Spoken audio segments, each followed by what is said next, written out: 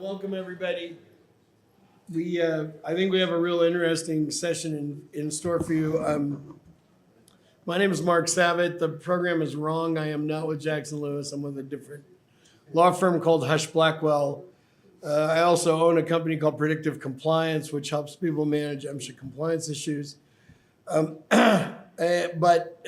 Which brings us to the theme of the session, which is compliance isn't enough.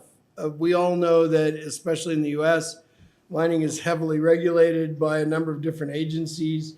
And we sometimes view compliance with the regulations as a minimum standard to protect our folks from various hazards, health and safety hazards. But I think we need to stop looking at it even as a minimum standard, because sometimes, and I think what you're going to find in the papers today, sometimes the things we now need to do that we know we can and need to do are not even contemplated by the regulations, because regulations, as I've pointed out before, are static. They're very hard to change.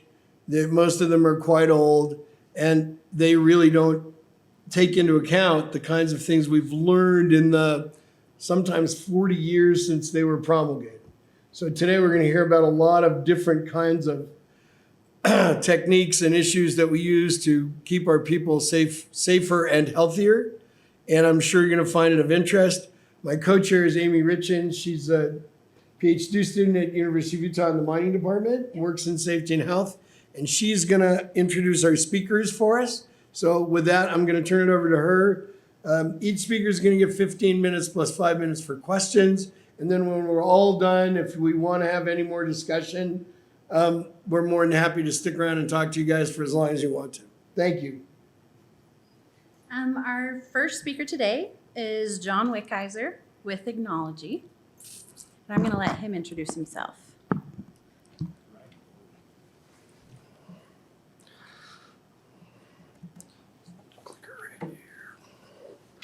All right, let me get this presentation up here.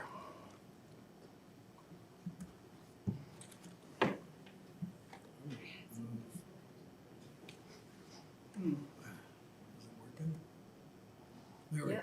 Okay. I'm going to stand in the back. Excuse me, so I can see your slides. Go ahead there, Mark. Thanks. Sorry. I want to see the slides too. Let's see. All right. Yeah, my name's John Wickizer. I'm with a company called Acknowlogy. We're trying to take technology and some of the processes in safety and health and combine those two things to really try to bring a little bit more meaning and purpose to everybody's efforts in safety and health. This is a very interesting topic here. You know, compliance. What is compliance? Seriously, what is compliance? Rules, right? Compliance, the act of obeying an order, rule, or request. All right, that's pretty motivating, right? Everybody's all motivated. I'm motivated. I'm going to comply today, right? And so, you guys can hear me, right? The session is being recorded, so they want you to talk into a microphone. Oh, okay. One or the other. All right. And it is, I think you got 25 feet. Oh, here, I'll stand back here. All right. Yeah, Sorry, I'll stand back here.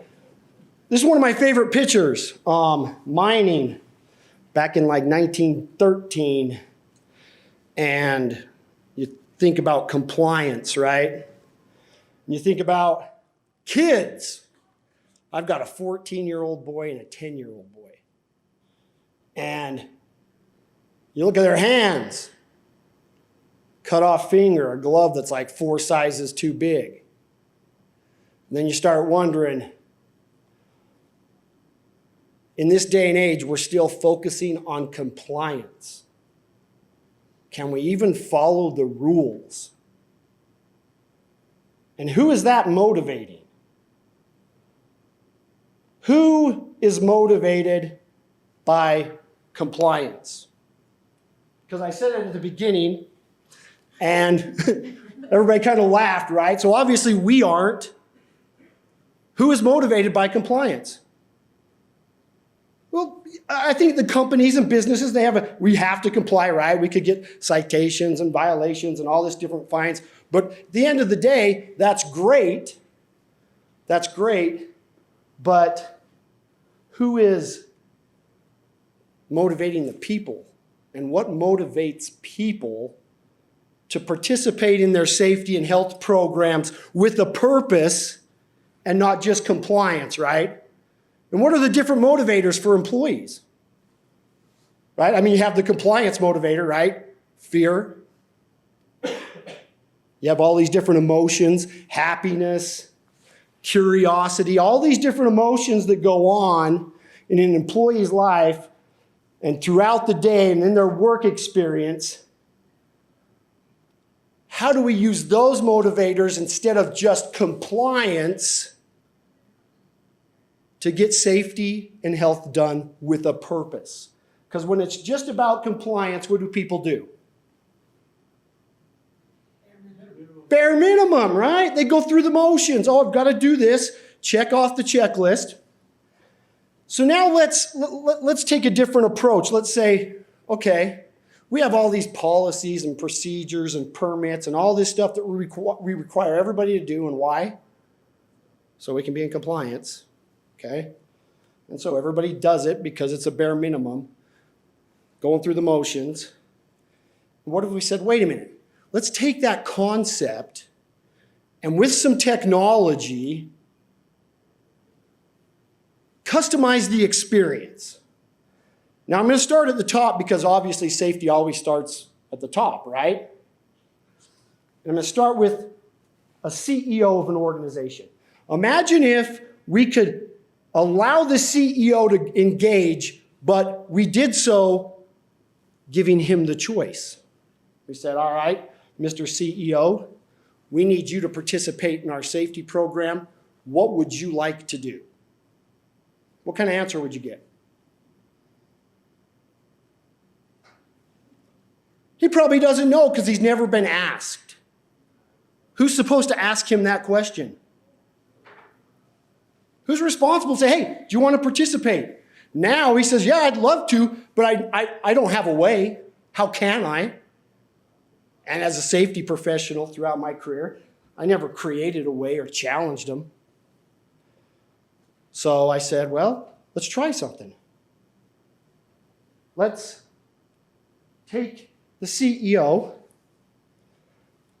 How would you like to engage with your people each day if you had a real simple way to do it? I'd like to do some sort of risk assessment, maybe just something that they know that I'm doing what we ask them to do. I'd like my day maybe to be scheduled out, so it's pretty simple. I do a risk assessment and then maybe acknowledge a couple of employees. Okay? What do you want your risk assessment, Mr. CEO? What do you want that to look like? Because we can make it like everyone else's, but what happens when everybody in an organization is always doing the exact same document day in and day out? Complacency, right? It loses its purpose. He says, no. I want to answer one question. All right, what do you want that question to be? I want you to ask me, list a hazard that you want all your employees to recognize today. Because I'm going to share that answer with some of the employees. I want you to customize the questions that I'll answer so that when I share those, my influence is magnified. And you'll do that every day. Yeah, I'll do it every day as a CEO. That's awesome. Wait, now I can customize this experience for the CEO and make it relevant so he'll do it with a purpose. That kind of makes sense. What else do you want to do? Hey, you mean I got to do something else? What else can I do? I don't know. We have all of our people that are engaged in this process. You want to recognize one? Sure. I want to recognize two. Well, what we'll do is you'll see a couple risk assessments of two of your people, and you'll give them some feedback. It'll be right there in front of you. Serious? I can do that? That easy. You push the button and you talk into your phone. And you tell them, hey, good job, thanks for participating in our program. Be careful as you're lifting the heavy bricks into the SRU reaction furnace or whatever. You just gave one of your people some feedback. Can you do that process every day? It's less than 5 minutes. Yeah. What do you want your Tuesday to look like? What do you mean? I can decide that? Yeah, you get to pick. Do you want to ask a different question? Do you want to recognize a different employee? Maybe it's an employee that's been with the company for 20 years or more. Maybe it's a newly hired employee. Maybe it's one employee. Maybe, what do you want your experience to be? It's funny, I coach basketball for my son. And he's actually really short. It's kind of unfortunate. But it's really hard because the parents, like, you know, you're coaching and the parents are always just yelling other things and you're like, we're trying to, not until I had a practice where the parents came and the boys watched. And I said, okay, parents, this is why we want to set a screen so that he can get open. And this is why we want to pass the ball, because he's going to get a better shot. And that's what we're doing with this. You get the CEO involved so that he understands what this big picture is that you're trying to do in the field. Then what do? Then you take it to the, hey, he feels accomplishment. Look, he's knocked off 3 of those things that he had to do that day. Oh, and don't forget, he's watching his improvement as compared to himself. Not everybody else, but to himself. And he's part of the system, so guess what? He's going to get some sort of acknowledgement from somebody out in the field. Just so happens it's a laborer on this one. That's pretty powerful from leadership. Is that a motivator? Does that motivate you if you're an employee? Or is that compliance? What about a worker? Well, it's a miner. He has his specific requirement that's customized for either his group on his job site, at their location, his craft. It's not just this big one-size-fits-all bunch of, we got to comply, so fill out all this paperwork. It's, wait, you have these exposures, so let's talk to you about those exposures. You have these critical risks, not all 17 of them, because really where you're working today, there's 6. Customize the experience. Micro-learning. What happens when you can ask all of your employees, 1,500 employees, one question a day? Did you get any information from that? Hey, we're having a fall protection class at the end of the month. The next 2 weeks, we're going to ask one question a day on fall protection. At the end of the month, guess what? You know what to focus your training on because you have this data on what people did not know. And then do people learn? Yeah, because when they get the question wrong, it shows the right answer. Did you just micro-train somebody? Is that more than compliance? Are you showing them improvement? Everybody does it. Everybody's going to engage someone else, and everybody's going to get recognized once a day. Takes 5 minutes once a day. But it's specific to that individual. Now, speaking of compliance, I love this part, right? So, what kind of data do you get from that kind of information gathering? Is it reliable? Is it purposeful? Because it wasn't just for compliance, but it was specific for the individual and what they were doing? And what can you do with that data? Well, individual evaluations. How well are you engaged in participating in our efforts or leading indicators and measure the effort of the participation, and when you see a drop in participation, now you know, wait, we better go do something, not wait for an accident to happen. How are they measuring up against themselves? And they actually had some choice, because you said to them, what can you do? In fact, you have a problem with PPE, so each day you are going to have a couple questions specific to PPE. You start to get people to improve. Is improvement and knowledge gain a motivator? Oh, is it? I think there's a bunch of people here today, right? And that's what I think we're all here to learn. And when people can see that in themselves, then when you can take that as an organization, as a company, and say, how are we doing as a company? Are we meeting our expectations that we've set for ourselves? Not are we compliant? Are we meeting our expectation and level of effort? And then it gets really interesting, because now you have these just amazing amounts of information on leading indicator, observation, corrective action, anything that you want to ask. And then you get the insurance company and they say, wow, that's pretty crazy. In fact, if everybody in your company can maintain a certain level of participation, and that's visible, we'll give you a deduction in your premium. What? Wait, we just saved some money by doing this? In fact, we save more money by doing this than it actually costs to do?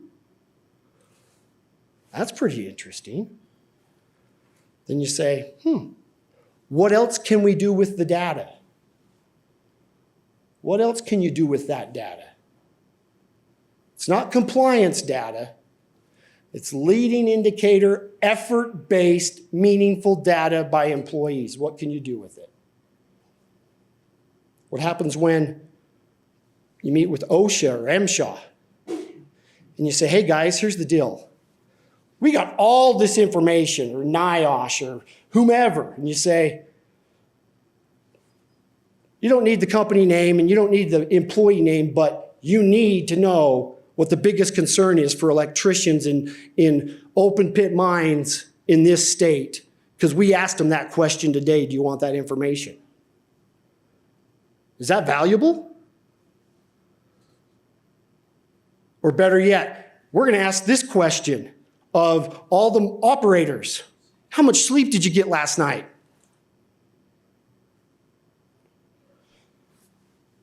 What can you do with that data? And do they want it?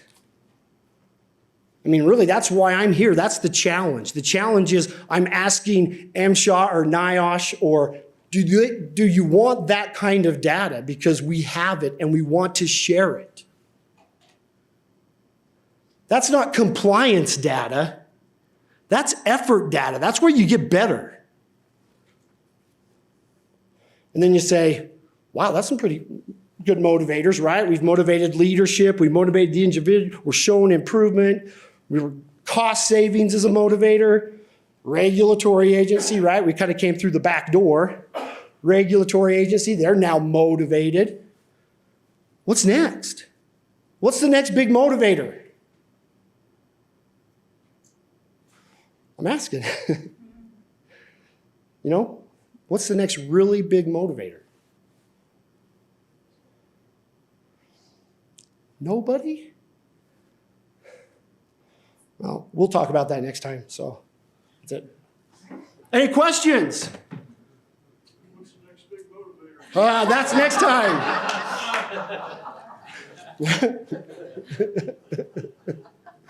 No, good stuff. All right, appreciate Any it. questions? No? All right.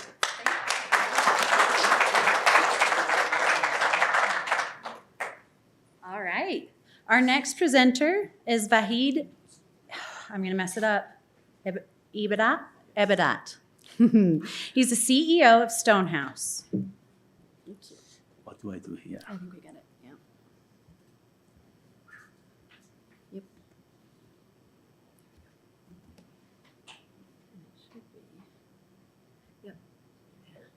presentation.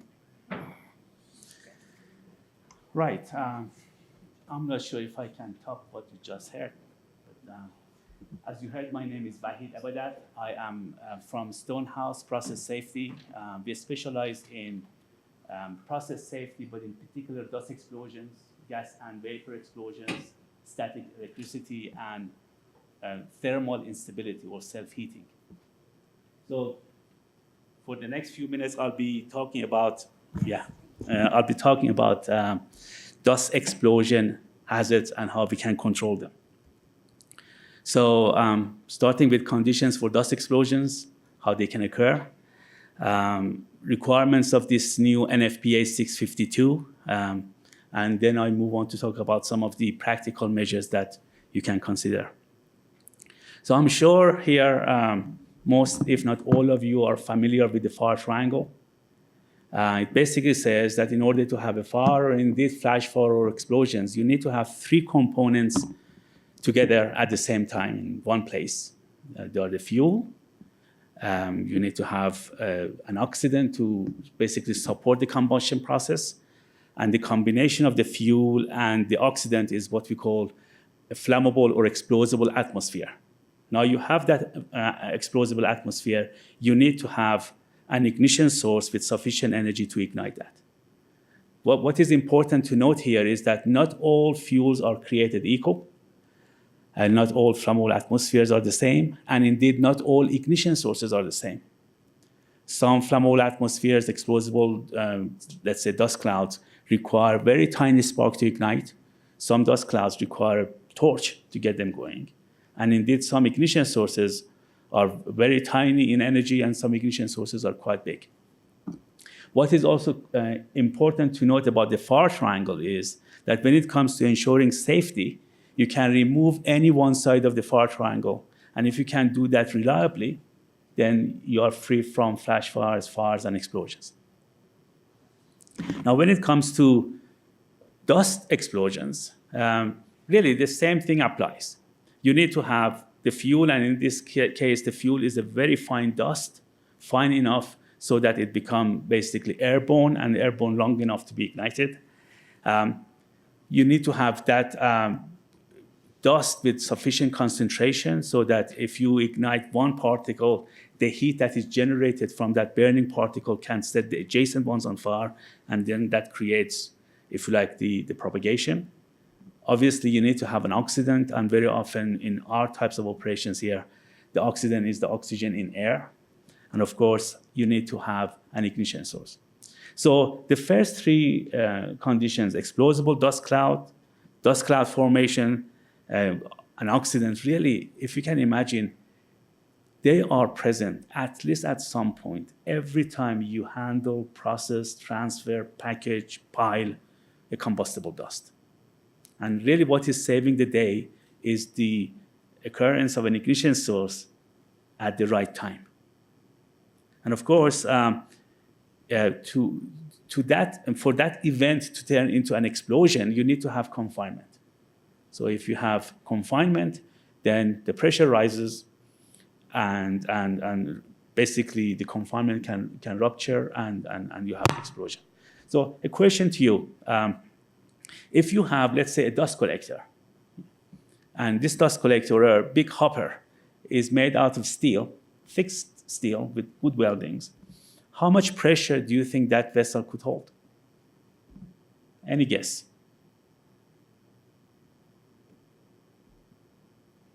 $10 psi, 5 psi, 20 psi? Probably 5 psi. In contrast, a dust explosion can create 80, 90, 100 to 150 psi. So if there is a dust explosion inside an unprotected vessel or building, the results could be quite devastating. Right, so when it comes to combustible dusts, in fact, some 70–80% of all the dusts that are handled in industry or in practice are explosible under the right conditions. They can range from agricultural products and dusts to carbonaceous type dust, coke, coal, and so on. various chemicals and metals and so on. So most of the powders that are handled in industry, and in fact, even domestically at home, icing sugar, flour, these are all very explosible materials. So to assess and control dust explosions, basically the first step is that you really need to know something about the explosibility of that dust. Under what conditions can this dust in fact ignite? You also need to have a very good understanding of your operations and processes, what you do in your facilities. You should also identify locations within your facility where an explosible dust cloud can form under both normal but perhaps foreseeable abnormal conditions. You need to also identify the ignition sources that could be there, again, both during normal and also abnormal conditions. You need to be able then to manage those hazards, either prevent them from occurring or protect against them. You need to have written safety management programs in place, and of course, you need to have regular inspection and maintenance of what is there to ensure safety of your operators, your people, and your facility and the community. So when it comes to assessing the explosion characteristics of the dusts that might be present in your facilities, they basically fall into three categories. One is what we call ease of ignition.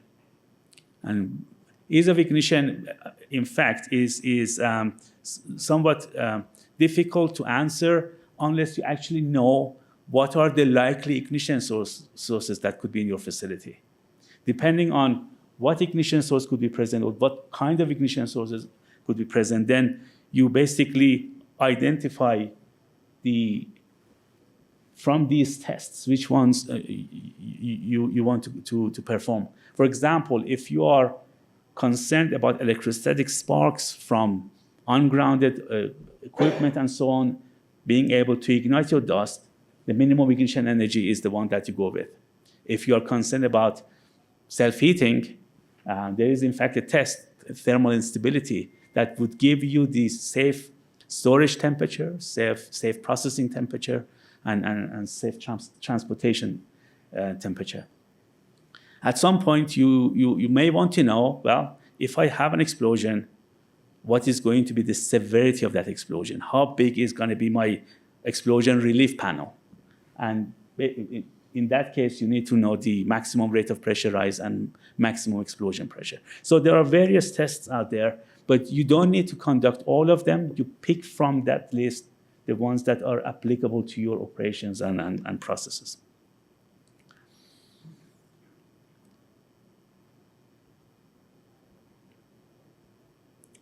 Right. There are, in the US, various National Fire Protection Association standards that can actually help you with all aspects of managing your dust type operations safely. Now, within that group of standards, there is one that, in fact, is standing out, and that is the one the authorities are relying on as the gold standard. OSHA, fire marshals, and so on are judging you by the requirements of NFPA 652. It is a relatively new standard. It came into effect in 2015, and basically, industry has 5 years to be in compliance with the requirements of the standard. And NFPA 652 provides, as it says, a minimum general requirements for controlling dust explosion hazards. It also directs you to your, what we call industry or commodity specific NFPA standard. And it also establishes relationship and hierarchy between the NFPA 652 requirements and your industry specific NFPA standard. As far as NFPA 652 is concerned, the commodity or industry-specific standards are NFPA 61, which is on agricultural and food processing, NFPA 484, which is on combustible metals, 655 is on sulfur fires, and 664 is on wood processing. If your industry is not one of these four, then you need to comply with the requirements of NFPA 654. So the objectives of NFPA 652 is life safety. Basically, it says everyone other than the person that is in the immediate vicinity of a fire should be able to basically exit the building. That is one of the life safety objectives. You need to be reasonably protect people from flash fires and explosions. And you also need to reasonably protect adjacent buildings and the public, again, against the effects of flash fires and explosions. There is a mission continuity objective, and again, that really depends on the owner-operator of the facility.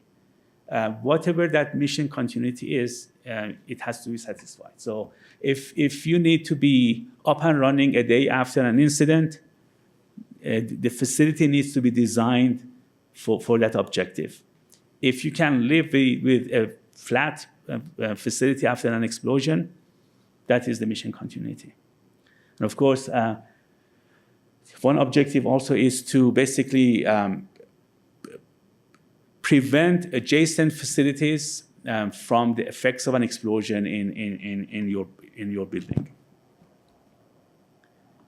So the owner-operator of a facility is responsible for, first of all, determining the combustibility of the powder. That is objective one. Then conduct what they call a dust hazard analysis, a DHA, to basically identify the hazards and come up with practical measures for the control. Then you need to manage those identified fire explosion and flash fire hazards. And they give you two approaches here. One is what we call a prescriptive approach in the NFPA 652. Thou shalt do A, B, and C.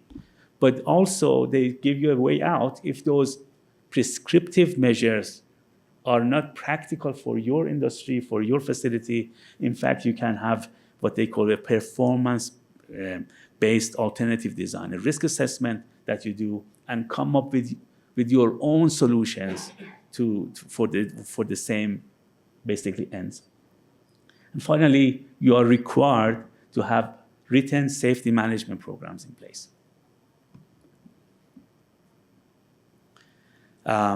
As I said earlier, we have until September, in fact, 7th, 2020, to be in compliance with the requirements of NFPA 652. And you also need to basically revalidate that, review that, and update it every 5 years. Has anyone heard of NFPA 652? No?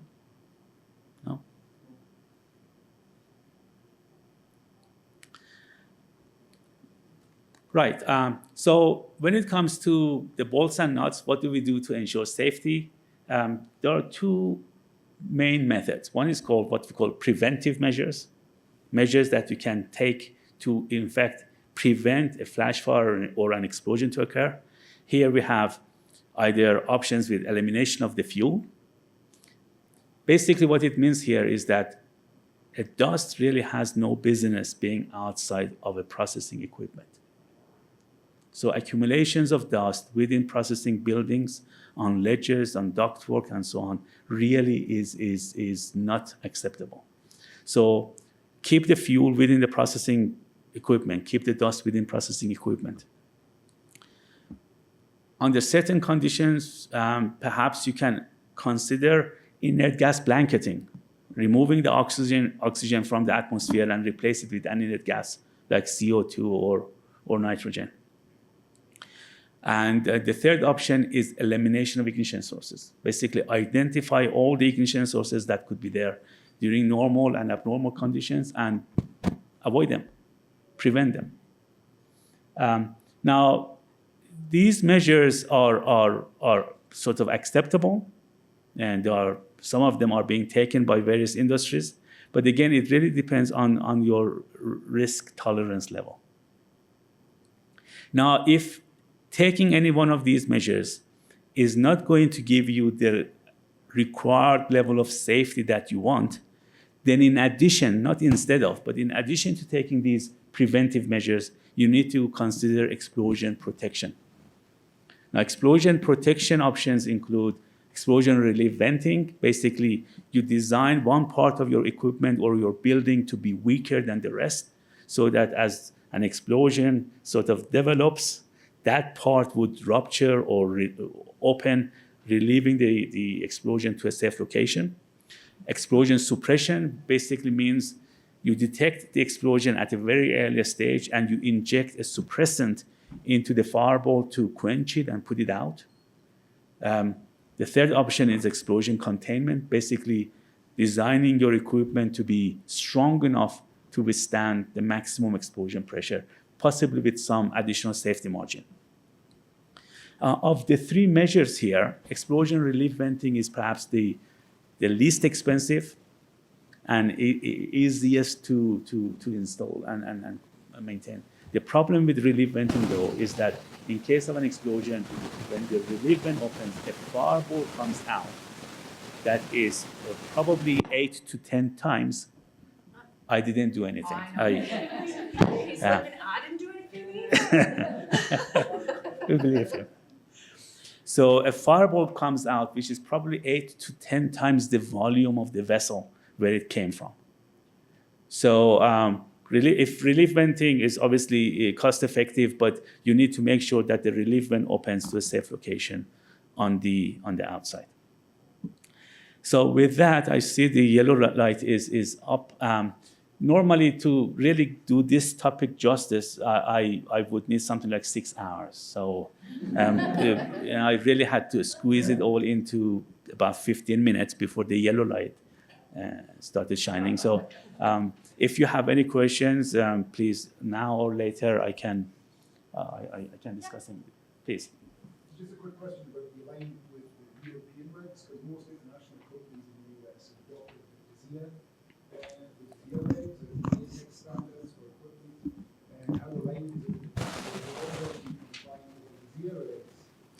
You automatically get compliance with this, and who's going to come and regulate?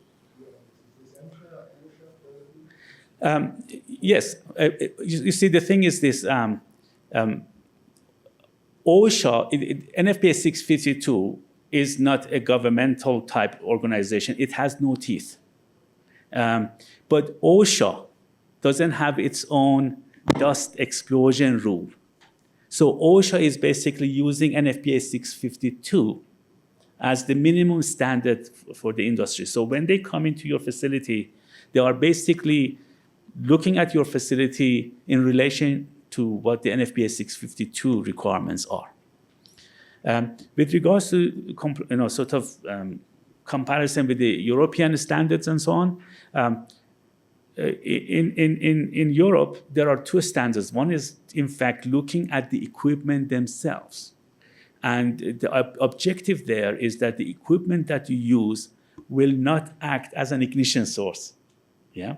So obviously, if you are using those types of equipment, you basically know that an ignition source is not going to come from that piece of equipment. And the other part is basically looking at the practices and so on. And we try very, very hard to be comparable with each other. Yeah. Great. Thank you. Are there any more questions? All right. Thank you.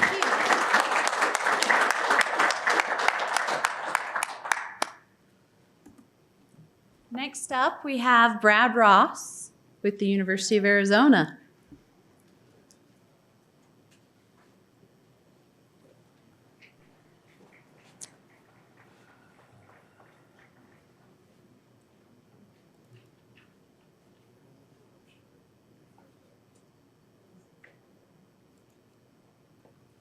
Good afternoon, everyone. So I generally start with the safety share. Does everybody know where your exits are? Yes, at the back. At the back. We can go this way or we can go this way. Where would our rendezvous? Where would we meet at if you're in an emergency? Most people meet at the big blue bear. So that's where we should meet. We'll go from there. So I'm going to talk today a little bit about something a little different. relates a lot to what we need to do with safety, but it actually comes from a summit that we had last November at the University of Arizona. And it was put on by the mining law, global mining law program that we have at the university. And they had a question, and that's the question is how do we share safety information more? So now why would a law group worry about why we share information? Well, partially because they're part of the reason we don't. So this was partially put on also by the Lowell Institute for Mineral Resources at the University of Arizona. The Lowell Institute actually helped build the Global Mining Law program. What the Lowell Institute does is work across the university with a variety of departments to work on mining-related issues.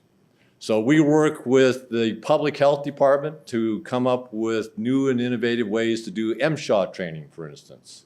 We also work with the Agriculture Department to work on mine reclamation and, of course, the Global Mining Law program. So what we do is we work with a variety of these groups, and we have basically 3 different outcomes. One of them is that we build on workforce development with both graduates as well as professional development. We come up with new innovations, research in mining areas, and of course we also engage with the public and throughout the industry. From there we come up with some of those solutions, and then we come around again. And so we'll talk about a few of those today. In this program that we had a number of different speakers. I was actually one of them. And I talked a little bit about mining safety and what we did at the Bingham Canyon mine and why sharing information is. And I'll cover just a bit about that. We talked about MSHA. We talked about some audit things. But probably one of the most important things that we did was we had a panel that we did an actual exercise. What do you do if you have an accident, and where do you talk, and what information do you share? And then we ended up with Dr. Poulton talking a little bit more about some independent expertise. So let's start with why is it important to share information? I was at Bingham Canyon when they had a little failure in 2013. Anybody hear about the Bingham Canyon failure? 144 million tons of material fell, and we didn't kill anybody. And from that event, we did a lot of work. But one of the most important things that we did is we shared information. Unlike a lot of times that we have in our industry where we have events where the goal is not to talk about it, we actually did the opposite. We talked about it. One of the things that we talked about was the fact that we used radar systems to help us know when that failure was going to occur, and therefore we got everybody out of the pit. So there was no fatalities, no injuries. Really critical learning, right? And yet, guess what? It changed our industry. The amount of radar technology that has been developed since that period of time and the number of companies that have installed radar systems is astronomical. And I would maintain it is because we shared what this equipment did for us. So sharing has value. It changes things. But I learned something afterwards. We didn't realize with the main fay, when it failed, we thought it would act like every other failure that we'd ever seen at that mine. We had 107 years of experience. We knew failures really well.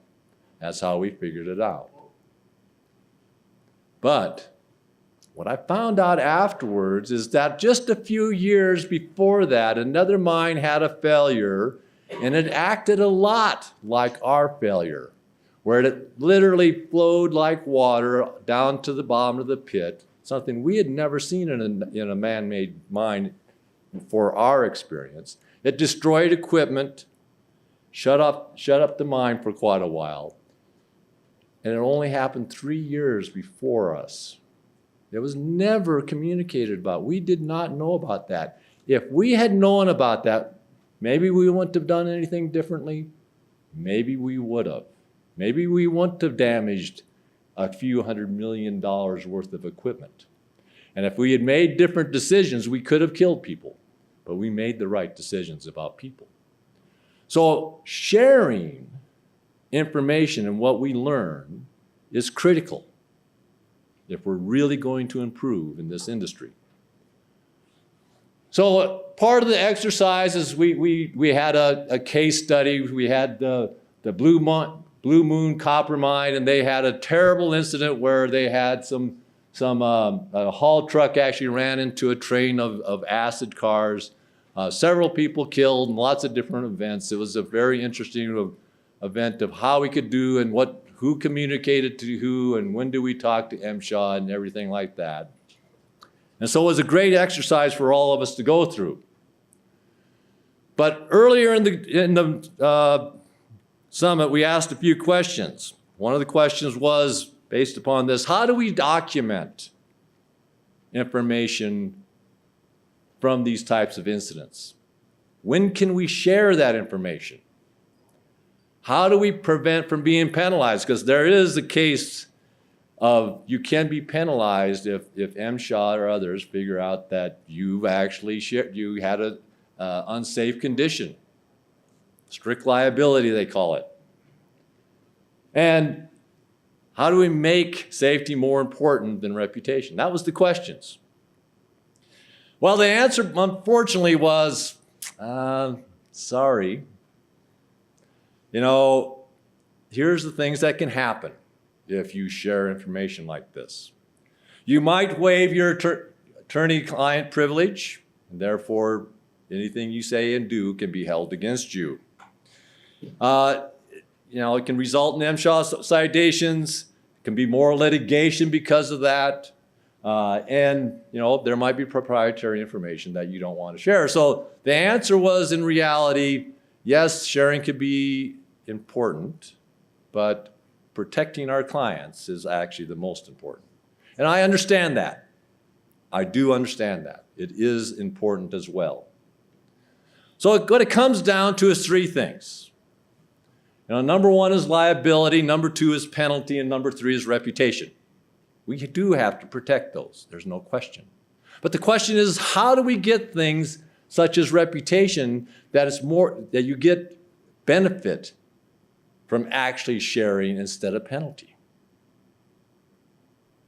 So, now I work in the geotechnical field. There's some things we don't think about a lot of times in geotechnical field that makes it really important that we share. Number one, in this world, there's 3 times as many people as there was in 1950. 3 times as many people in the world.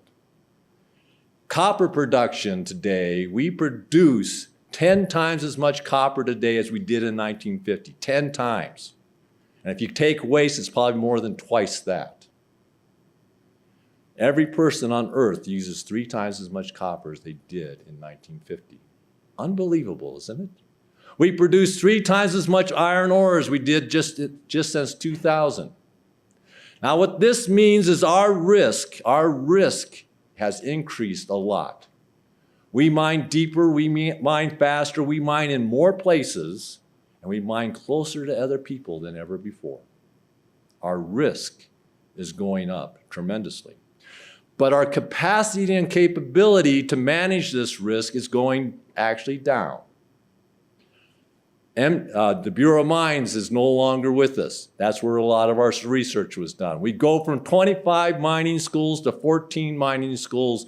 That's where our skills come from. That's where we do a lot of research as well. Our mining companies do not do the amount of research they used to. They almost all had big research groups. Many of them are gone now, and a lot of them have been cut back. More importantly, we don't share the things that we learn. So, something's happened recently. I'm sure you've all heard of the big tailings failure, but there's been a lot of other incidents, even the Bingham Canyon one. We have high wall failures that are a massive scale. We have tailings failures. We have underground failures. Our risk is going up. It's not going down. We have to find ways to do things differently than we've ever done before.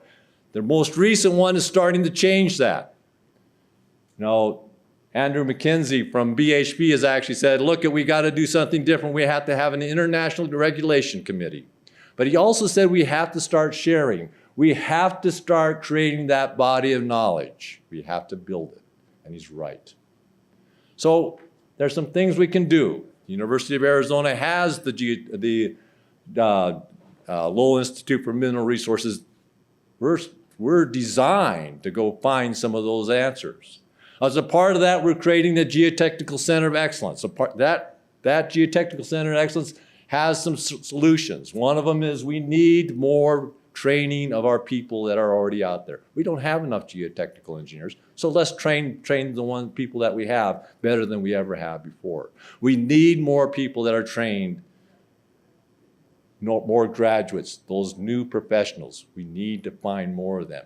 You think it's going to be a little bit harder today to find those people? Think of who we arrested in Brazil, or who was arrested in Brazil after the failure recently. Engineers. Now, do we think it's going to be easier to get more engineers? No. And we have to find those innovative research, those new solutions. We need to keep up with the fact that we're mining deeper, faster, in more places than ever before. We can do some things now, though. We don't have to wait. We need to have all the companies together and start sharing more critical controls. We have an MSHA grant, and I'll talk a little bit about that. We need to have a place to bring all of our information.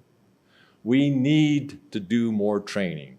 So, as part of a NIOSH grant that we have, and we started this a year ago, we've started sharing critical controls by using workshops. Now, the great things about sharing critical controls, we're not talking about specific incidents. People don't have to tell about unsafe conditions. All they have to really do is talk about what they do to keep people safe. But we need to collect that information and share it with everybody. That's the key. So we've started that process already. That's ongoing. And if you'd like to be a part of some of those workshops and such where we gather that type of information, please get a hold of me. I'll be happy to include you. So that's one of the ways. The second thing that we can do, especially with these failures, is we need a repository of both training material as well as data. We think the University of Arizona is the right place to do that. We need an institution that is going to be around for a long time, and that's the University of Arizona, as well as a number of other schools. And so what we're asking is the companies that do training on geotechnical, especially tailings issues, please share it with the industry. We'll take that data, we'll make it available to everybody else. And once we do that, we can start building on it. You know, almost every company does great training of some sort or another. Others are better than some others, right? Some are better. But if we as an industry can learn about the training from each other, that's a great start. So, needs to be able to be open access, needs to be so it can't be copyrighted, so we got to be able to share it. So it has to be given in the spirit of sharing with everybody else. Also in the spirit of being able to get things from everybody else as well. So, here's what we think needs to happen. We need that repository. That's really important. If everybody can share and get something else from everybody else, that's a great start. But we got to go further than that. The second thing we need to do is build some common modules. We believe we need to be able to take what we have. We need to make some modules that can be built upon what's already there. That's the fastest way to get things done. Now, that'll be some really good training, I believe, but it's not going to be the best. There's going to be some gaps even with that. So we got to build some new content. And once we build the new content, we need to make that sure that's available to everybody as well. And once that's done, I think what we really need to do is build world-class content. And what that means is that we need content that can go into multiple languages. If you design your training modules correctly, you can make it so that you can translate it easier. We need to train the world on these types of things and not just a smaller group of people. We need multiple levels. We need it for operators. We need it for the technical people, and we need it for the managers. We're really going to solve some of these geotechnical problems in particular. As well, it needs to be high quality. When we make the final ones, which will take us some time to do, we need that to be material that uses the best experts in the world. We need it to make it so it's interesting, so we don't have people falling asleep, that they actually utilize that data. It can't be just death by PowerPoint. And I do a lot of PowerPoints. Right? We need to take that films out, do that film and make the films in the field where the work actually happens so people actually see what the impacts are of what they're talking about instead of just in a classroom. So we think there are solutions that have to happen right away. So we need to start soon. But at the end of the day, we also have to think about how we as an industry change our culture from where we are rewarded for sharing and not penalized. Thank you very much. I'll answer your questions.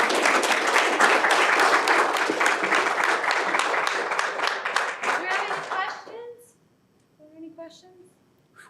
Hey, Man, too easy. I know, you got out easy. Well, thank you so All right, much. thank you.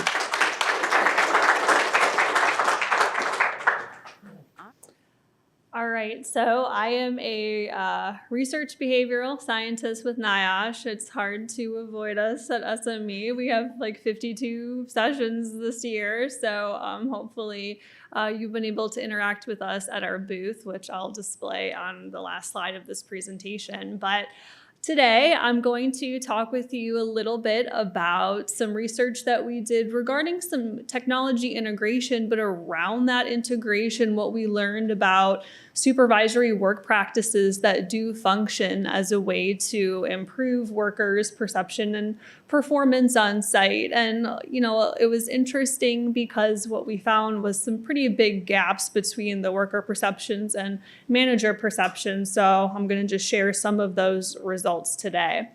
So just to kind of get us started, we really all know that there's this interdependent relationship that supervisors have with those above them in a supervisory role, and then those hourly workers. I think being a middle manager is the hardest job that there is. One reason I do not take on that endeavor, regardless of the organization, it's a really challenging role. You have to wear a lot of different hats. So you have the site's culture that, you know, you're supposed to be influencing by way of implementing some sort of health and safety management system, but then there are those practices that you support and believe in that you have to put out there. You have your own communication style, but there's also a style that all of your workers prefer as well that you have to adapt to be more effective. And then of course the values of your workforce. So it's a big job. So you know, all the help you can get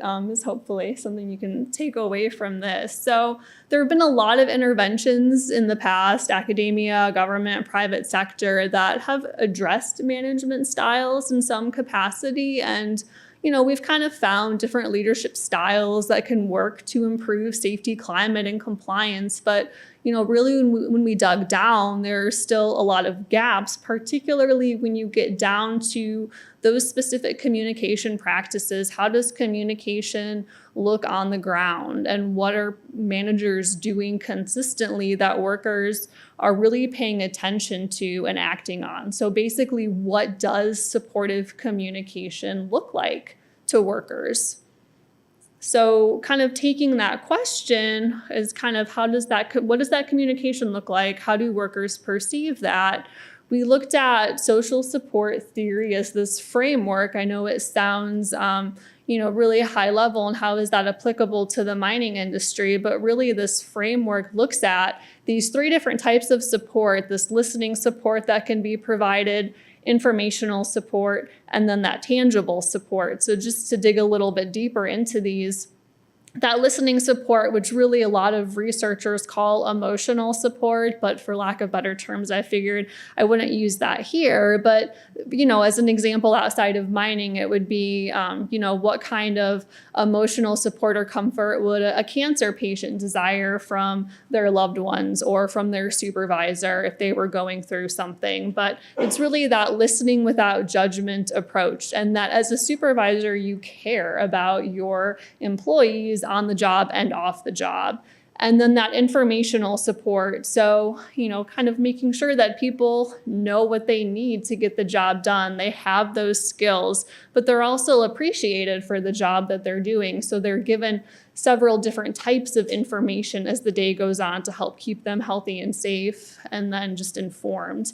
And then that tangible support. And those really come in two forms. So it's kind of the resources to do your job safely. So do I have an adequate stipend to buy the PPE that I need? Are there different resources available that I can, go and ask someone a question? Or there's those different bonus systems. If you report so many near misses, you're put in for a $25 gift card to Cabela's. But then there's that intangible support that is also supervisors just being able to offer their knowledge and skills based on their past experience or current experience. So we, really looked at these different types of supervisory communication, and then in looking at those, how do those, what kind of occurs the most and what are workers perceiving the most, and then really linking it to how is that impacting their performance in the long run. So related to this specific case study, we used a intervention with a dust control technology that's called Helmet Cam. You may or may not have heard of the technology, and I won't go into too much detail about what Helmet Cam is, but just, briefly, it is a dust assessment technology that workers can wear while they're on the job. And then in the end, we can actually go over the footage with them, and they can see kind of where their elevated spikes are in their exposure to respirable silica dust specifically. So what we did is we went out to several different mine sites, and we would give them this initial safety culture survey to gauge, okay, where are you at, on all these different perspectives. We also interviewed them to ask specifically, what is the communication like with your supervisor? What do you, wish that you talked with them more about, less about? What's your preferred method of communication, one-on-one communication, group communication? How do you like to be recognized? We asked them all sorts of questions like that. And then they wore the helmet cam, and we went over the footage with them. And we also interviewed the frontline supervisors or health and safety managers while we were there too. And we asked them these same types of questions. How do you communicate with your workforce? What are some of the things that you talk about? How often do you talk with them? That quantity and quality aspect of it. So we talked with them, and then kind of in that midline, we went through and we told the supervisors, without identifying any information, but here's some, trends, that are going on. Here's kind of what workers are saying is going well, not so well, regarding just how they're receiving information. So not, a specific issue that may be going on, but, just kind of some of those perceptual gaps. And then we came back 6 weeks later and kind of did this all again. And then we did 6-month follow-ups. So again, we could kind of assess this long-term change in communication between workers and managers. And then as a result, what were some of the health and safety practices that workers changed over time related to reducing and maintaining those lower exposures to respirable silica dust.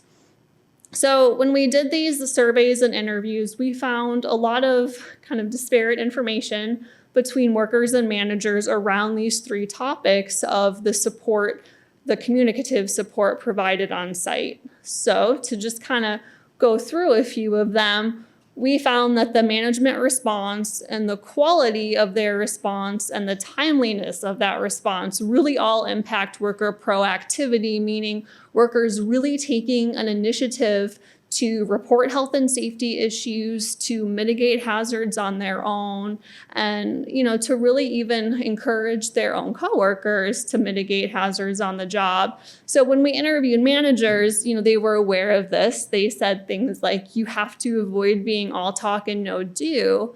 And there were workers that we interviewed that said when it comes to health, they don't put stuff like that off.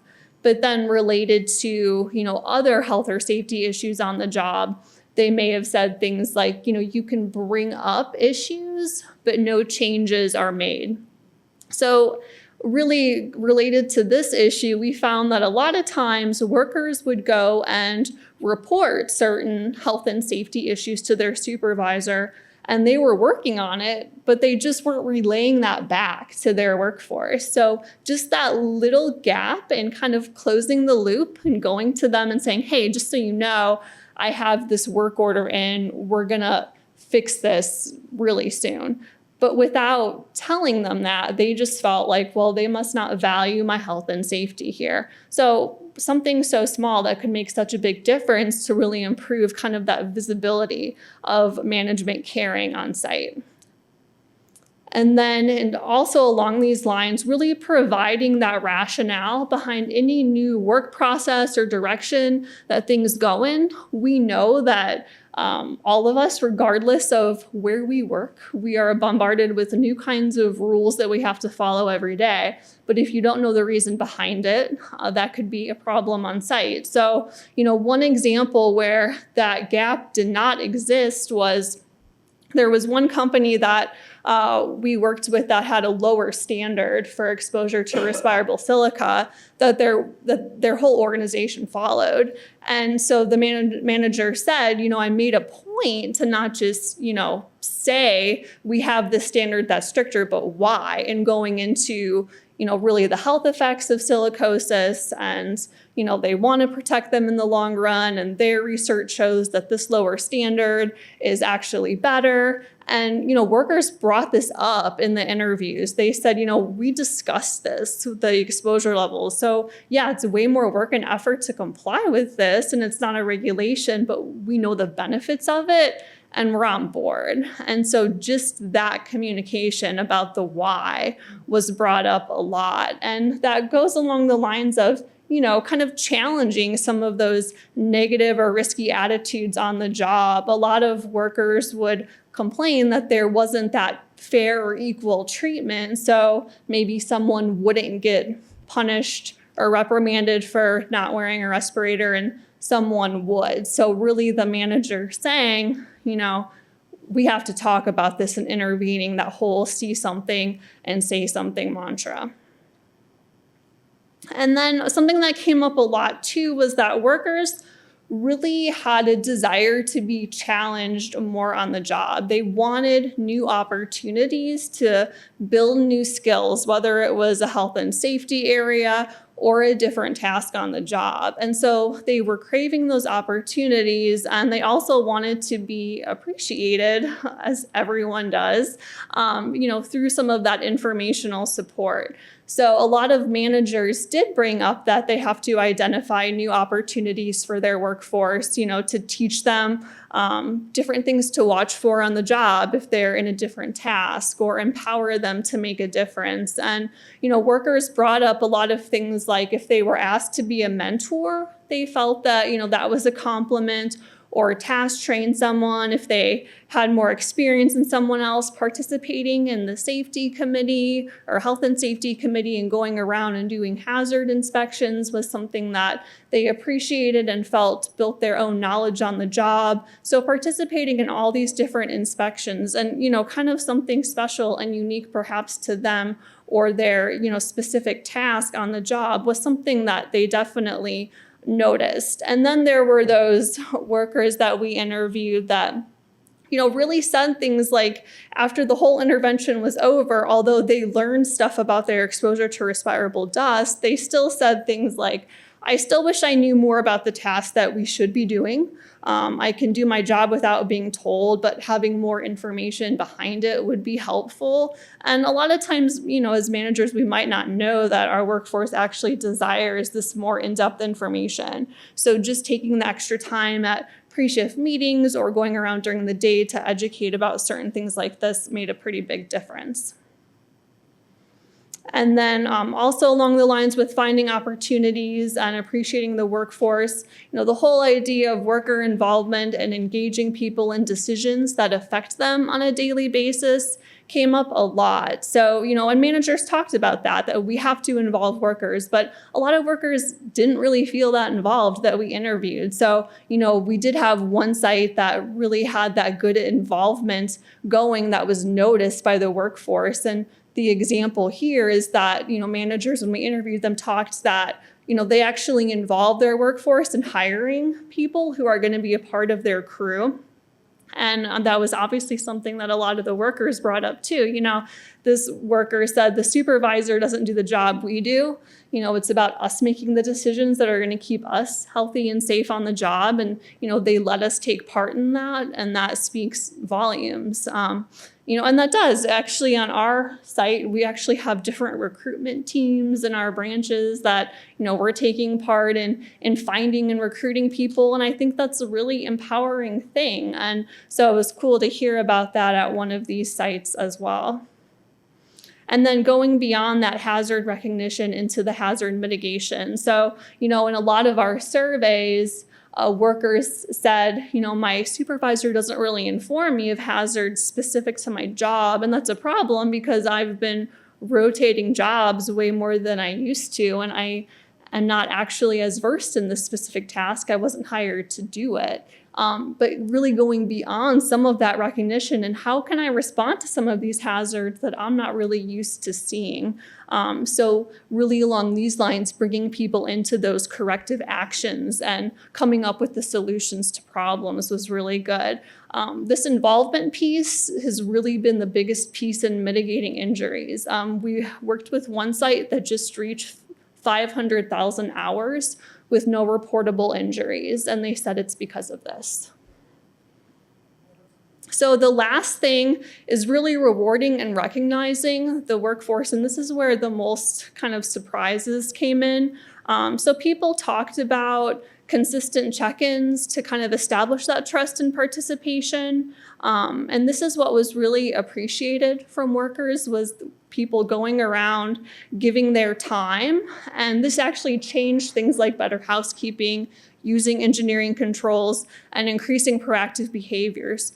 What did not make a difference was the incentives. So the incentives is something that all the supervisors really boasted about, that this is, my workforce appreciates this, but not one of the almost 50 workers that we interviewed mentioned a monetary incentive. So it really shows that manager role of just going around and talking with them by this management, by walking around strategy, that isn't something that you announce. I'm going to walk around and talk with you, but you just do it because you care and you want to talk to your workforce and, know what's going on both at work and in their outside lives. So, these are just a couple of quotes that came out of workers from the end of the intervention. So since this study, it's been nice getting suggestions from my supervisor because he has that experience and it's improved my problem solving. And just that, when my supervisor comes out to ask me questions about a task I'm doing, it's improving my process knowledge. So this was like 6 months after the intervention was over, we're hearing this stuff. So just to kind of summarize, the management by walking around strategies, it is promoted by Forbes 500 companies as the simplest thing that you can do. And the research that NIOSH did is really aligned with this approach. So we wanted to share it with you today. We do have a preprint. Here's our NIOSH booth that I talked about at the beginning. But we do have a preprint, and here's the number because I know that on your flash drive, you have 1 million PDFs that you would have to scroll through. And this version of this paper was also published in Health Communication in January of 2019. So if you would rather have a copy of that one, I can send you that one as well. So that is it.